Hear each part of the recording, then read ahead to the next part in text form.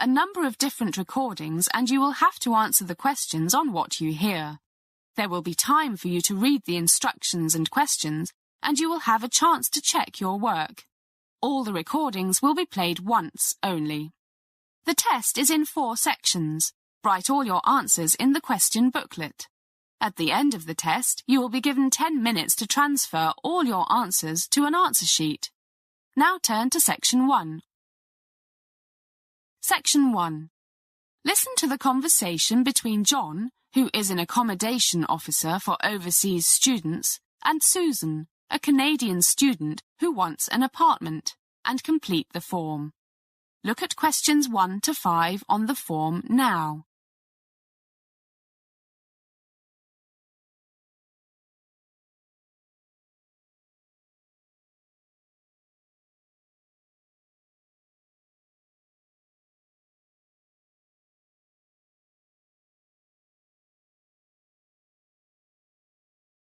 You will see that there is an example which has been done for you. On this occasion only, the conversation relating to this will be played first and repeated. Hi, Students' Housing Office. I'm John. Can I help you? Hi, I hope so. I need an apartment. The sooner the better. My friends suggested I try you guys. Well, that's what we're here for, the famous Students' Housing Office. By the way, we call apartments flats here. Anyway, let's get started. First, I'll take down a few particulars to put in our database. Hopefully, we'll help you find some digs before term starts. Now we shall begin. You should answer the questions as you listen, because you will not hear the recording a second time.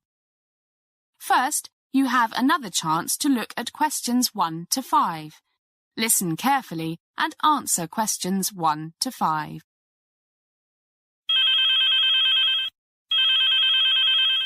Hi, Students' Housing Office. I'm John. Can I help you? Hi, I hope so. I need an apartment. The sooner the better. My friends suggested I try you guys. Well, that's what we're here for, the famous Students' Housing Office. By the way, we call apartments flats here. Anyway, let's get started. First, I'll take down a few particulars to put in our database. Hopefully, we'll help you find some digs before term starts. Some what? Some digs. That's British slang for rented accommodation. Oh dear, flats, digs? And I'm an English major. No problem. But back to business. Okay, family name. Cartier. Cartier. Sounds French. Yeah, my ancestors were French. Wow. Do you speak French? I was born and raised in Montreal, so I'm bilingual. That's great. And your given names? Susan Marie. That's M-A-R-I-E. Got it. Nationality? Canadian, I guess. Right. And your student number? CA 04628.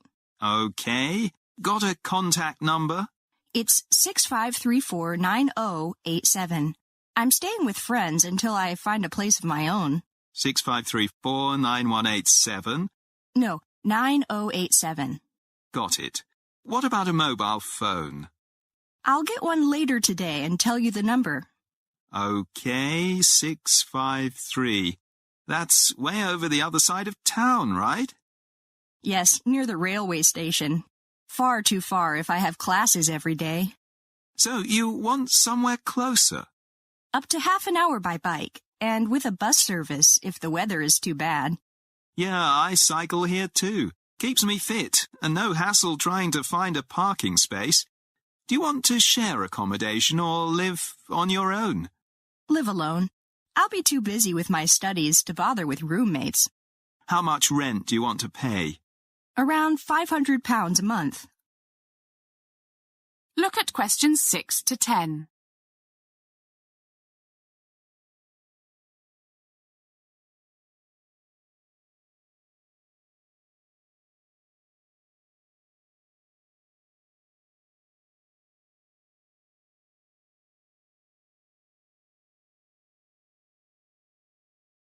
Now listen to more of the conversation between John and Susan and answer questions 6 to 10.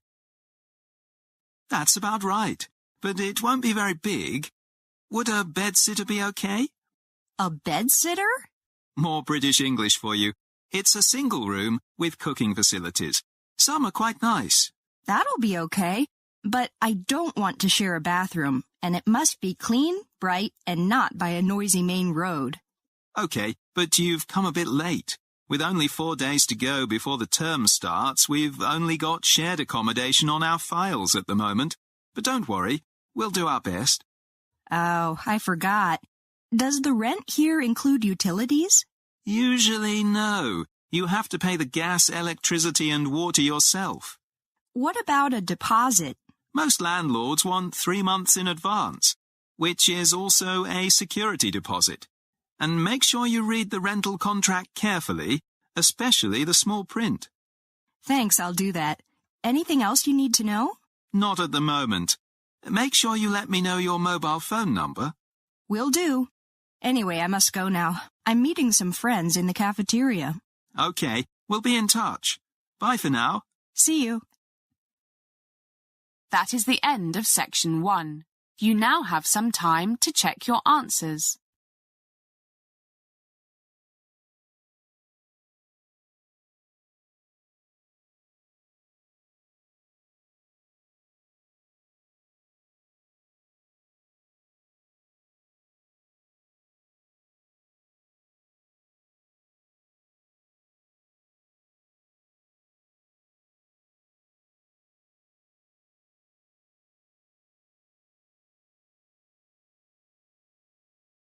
Now turn to Section 2.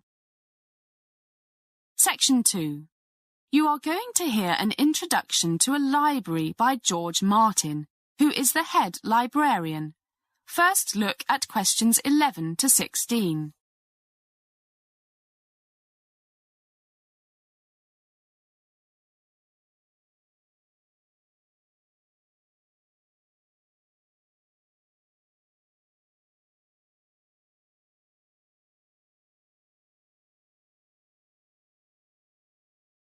As you listen to the first part of the talk, answer questions 11 to 16.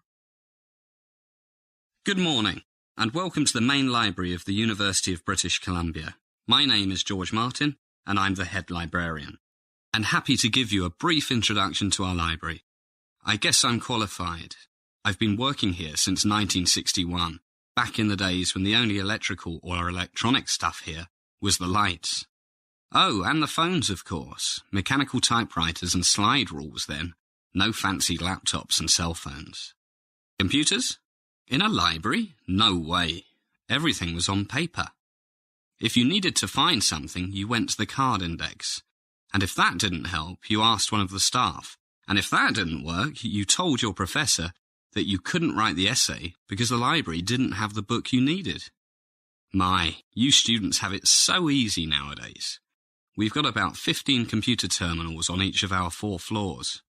If you know the title or the author, then you can find out if we've got it in seconds, and, if we do, where it is. If we haven't got it, then you can find out if the public libraries and other university libraries in Vancouver and Barnaby have it. Now you know that library books are arranged according to the numbers on the back of each book. Does anyone know the name of this numbering system? Right, the Dewey Decimal Classification System, which was invented by Melville Dewey, an American librarian, not John Dewey, the philosopher. Now look at questions 17 to 20.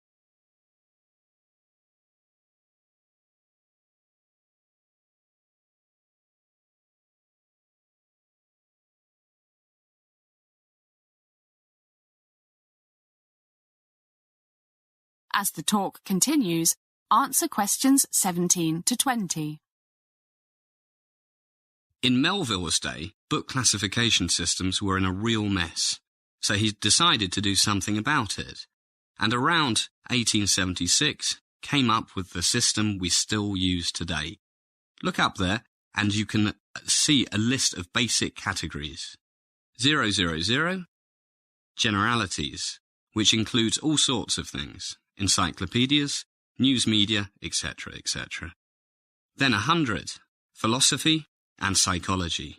200, religion. 300, social sciences. And so on up to 900, geography and history. With over 4 million books, actually nearer to 5 million now in our library, we have a lot to thank Melville for. Now, if you look up to your right, you can see the layout of the library. It's very logical. We start down here on the first floor, or the ground floor for our British cousins, with 3 zeros, generalities, and so on up to the 4th floor with all the 800s and 900s. By the way, you won't find books on medicine and dentistry here. They're all over in the medical library, just to the east of the medical school.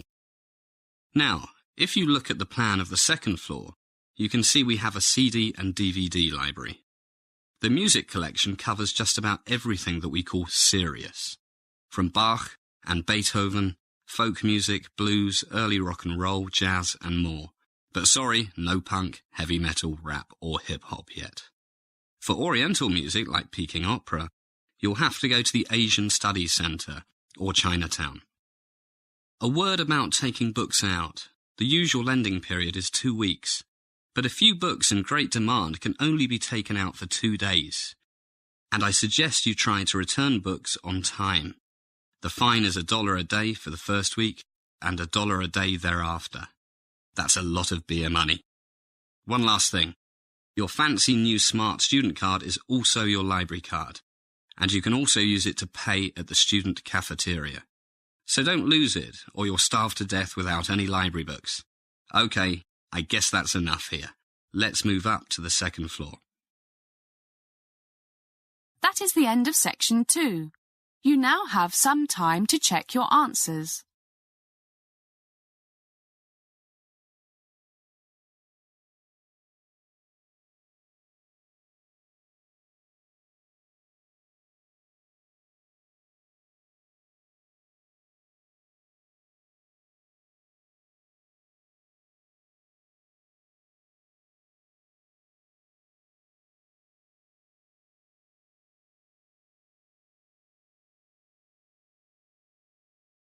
Now turn to section 3.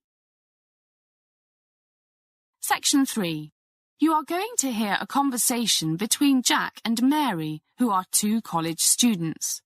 They are talking about the courses they should take. First, listen to the first part of the conversation and answer questions 21 to 26. You now have some time to read questions 21 to 26.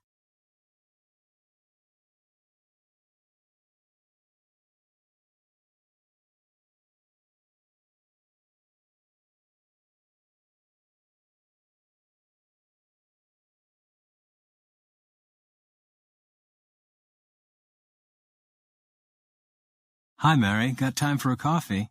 I'd love to discuss what courses I should take. I'm so confused. So am I. But maybe we can work something out together, Jack. We should really talk about this with our academic supervisor. But she's away until Thursday, which might make it a bit late to register for some of the more popular courses. That's my worry. It's lucky we're doing the same major, so some of the courses will be the same and we can cycle in together. What did your parents say when you told them you would be an English major? Well, Dad thinks I'm crazy. You'll never find a decent job when you graduate. Teacher or secretary, that's about all you'll be good for. But he's an engineer, so what would he know? What about your mum? Oh, she loves reading and has dreams of me becoming a great writer or something, so she's all for it. What about your parents? Actually, they agree. They're both teachers and are always moaning about the terrible English of most of their students. They blame it on computers, computer games. To be exact, very few of their students ever read novels. Anyway, let's have a look at some of these courses. I thought of taking Latin. People say it'll train my brain and help with French and Spanish as well as English. I think that's nonsense. It's a dead language. If you want to learn Spanish or Italian or something, then learn it directly. I did Latin at high school, and apart from helping me guess the meaning of some new words with a Latin root, it was a waste of time. Leave Latin to archaeologists and theologians. Guess you're right. Okay, no Latin. Actually, I'm playing with the idea of doing journalism later. Foreign languages are always useful for a journalist. Maybe I'll take oral French. As the conversation continues, answer questions 27 to 30. You now have some time to read questions 27 to 30.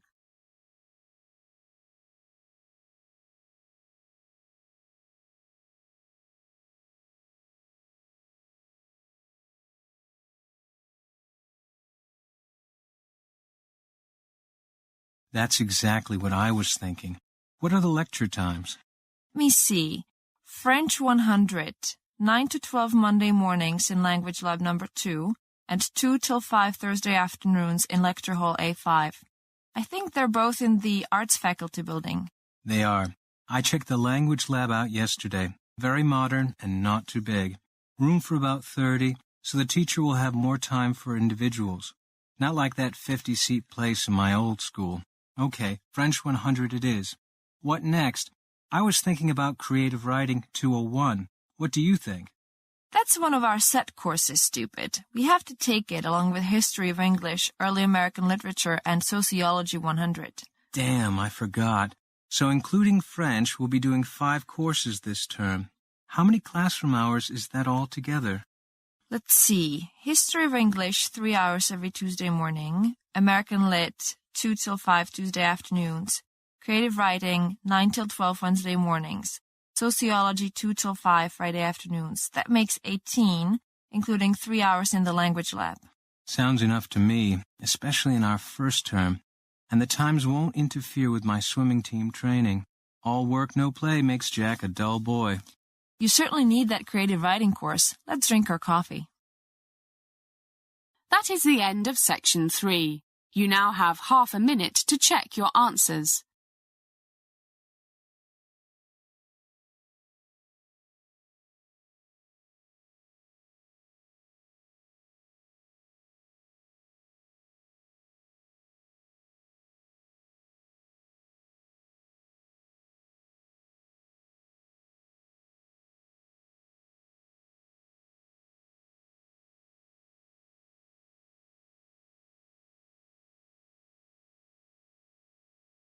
Now turn to section 4. Section 4. You are going to hear a lecture about environment and development by Professor John Robertson. You now have some time to read questions 31 to 40.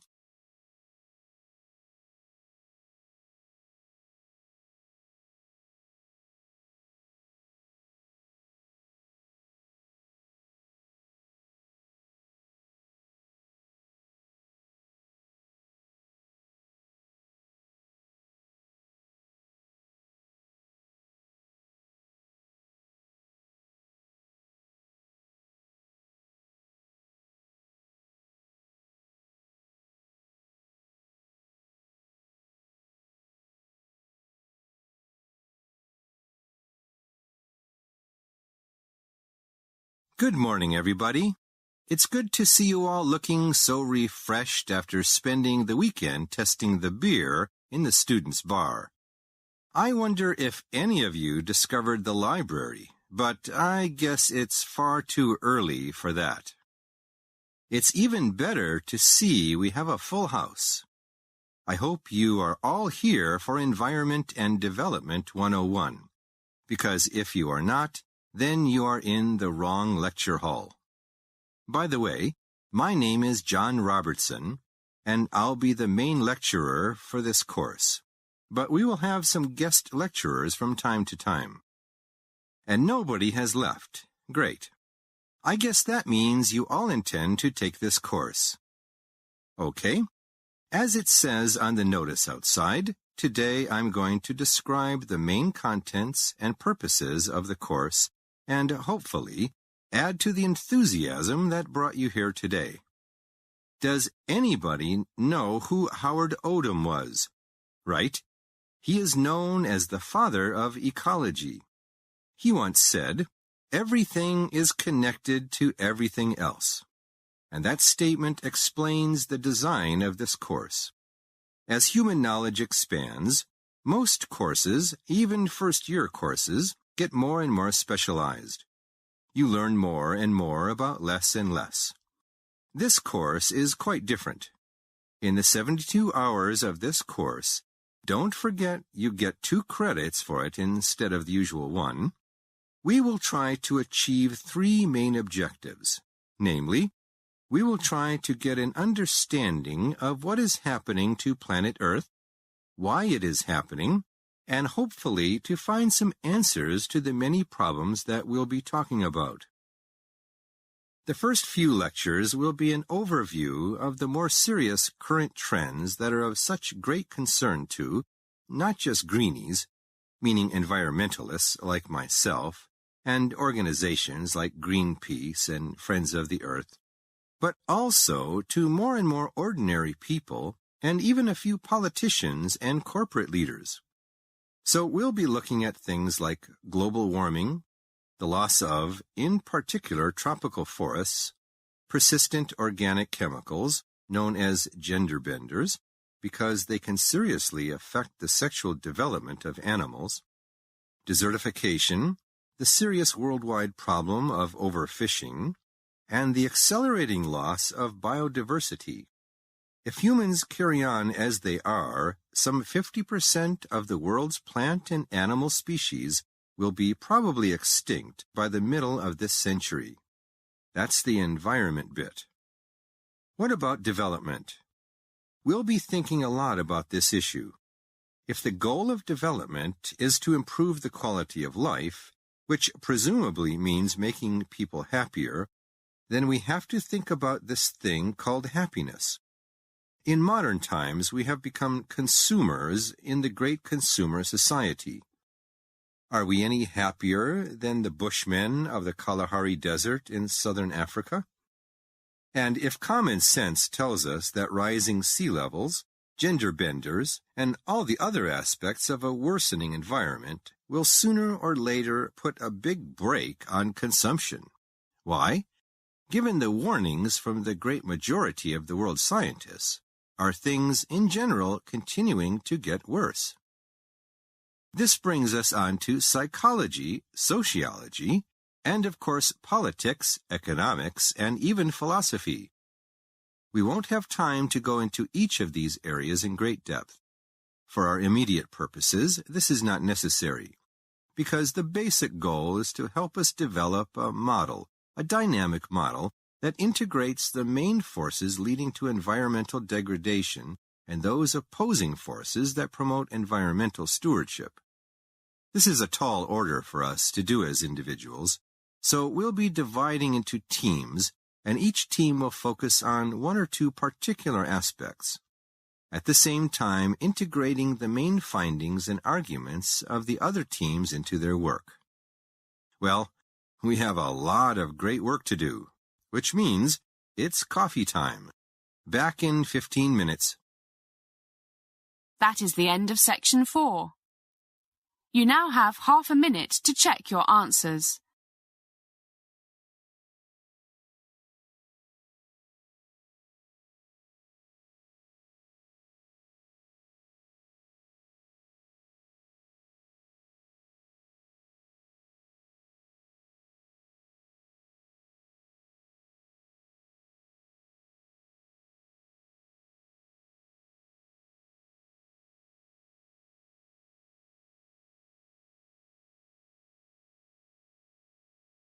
That is the end of the listening test.